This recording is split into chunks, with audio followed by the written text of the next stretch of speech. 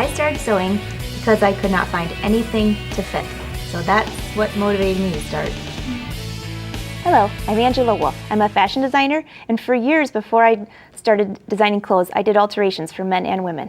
And there are certain alterations that regardless if you sew them or if you purchase them, that you should learn. They're really easy. So today I have a pair of pants that I purchased, and I'm actually going to hem both legs differently. One is going to be if you were wearing heels, and the other pant hem would be what men usually have their pants hemmed like, or if you're going to wear flats.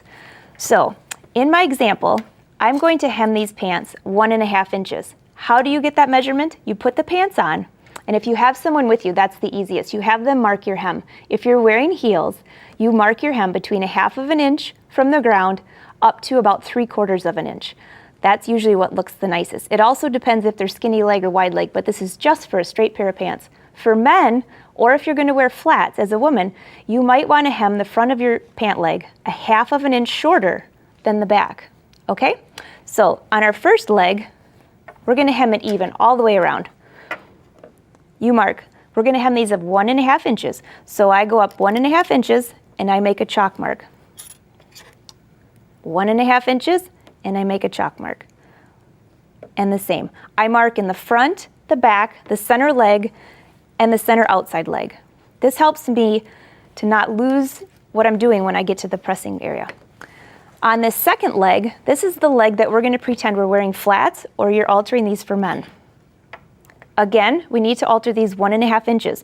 So the back leg, now look up and make sure you're using the back leg, okay? Don't do it backwards or it'll look terrible. So we got 1.5 inches in the back, mark it. Now remember, we're going to mark the front leg 1/2 inch more than the back leg. So we're up to 2 inches in the front.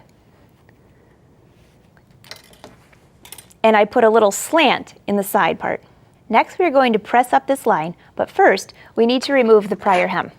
So you just flip it over and you rip out the stitches all the way around.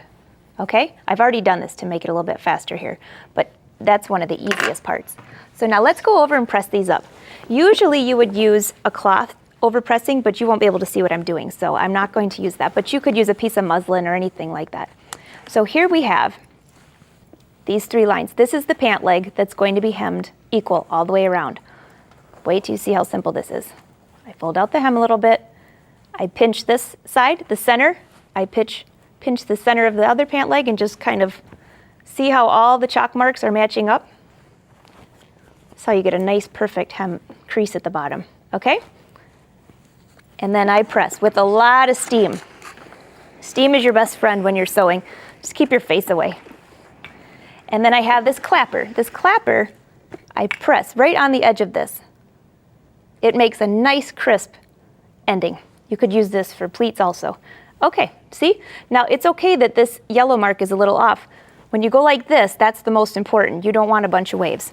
All right, now let's go to the pant leg for the men or for the woman that's wearing flats. This, you will pinch up the outside and you'll pinch up the inside. I'm sorry, the front and the back leg. Here you go. And there's your inside slashes, so they're kind of matching. And you just pull. See how tight that gets? Lay it flat. Do the same thing. Press. Lots of steam. And you throw the clapper down like that. All right? Perfect. Okay, next we need to cut off that extra. You can see the old hemline here. And on this leg also.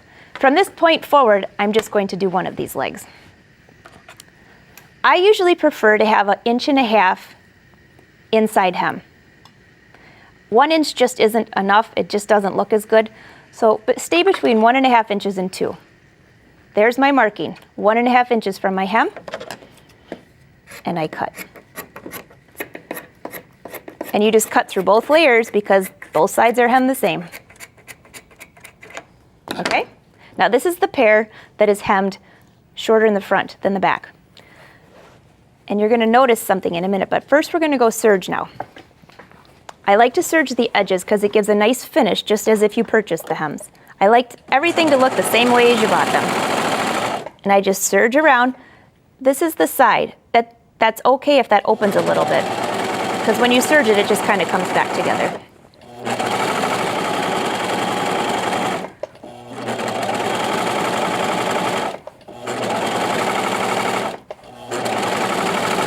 just go all the way around the pant leg.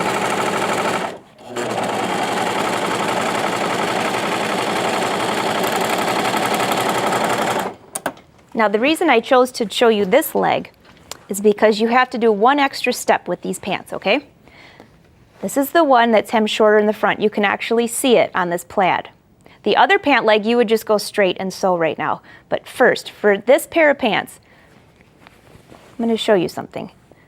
See how you have a little gap right here in the front? That's because it's not even. So in order for this pant leg to lay flat, you need to make a small snip. Okay?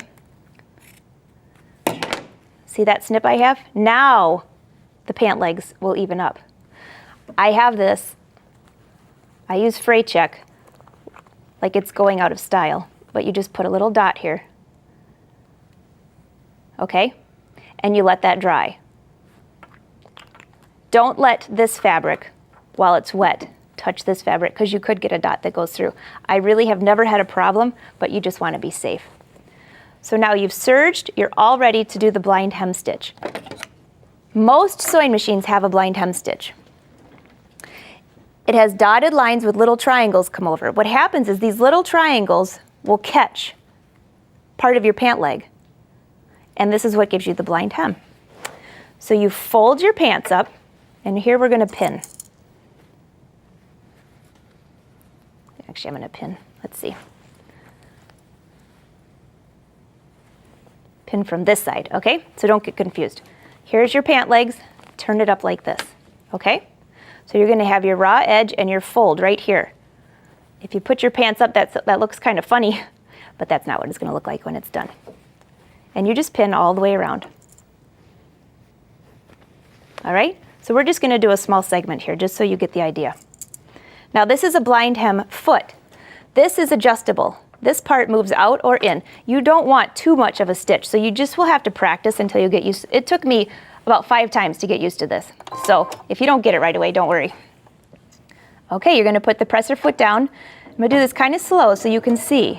It stitches and it goes over. Now I'm making this a little more extreme just so you can watch, okay?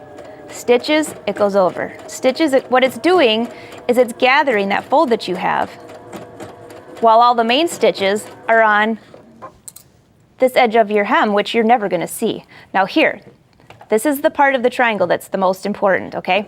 Now remember, you wouldn't have this if you're just hemming your pants straight all the way around. Okay, see you ended? It doesn't matter. Just keep sewing. That's it. Okay? Now, let's see what it looks like. I've used white thread just so you can kind of see what's going on here. You would want to use black or gray. Now, in this example, I'm going to press this out a little bit. In this example, I exaggerated the stitches so you can see what happened here. If this was a real pair of pants that you were hemming, you would not want this white stitch length quite that long. But see what happened? Now you have this stitch length. If it was smaller, you wouldn't see it. When you steam it, it would embed in the fabric. And the inside, it's all hemmed. See how easy that is? So now, next time you purchase a pair of pants that are too long, or you sew them up and you've measured wrong, don't worry, just hem them up. It's so easy.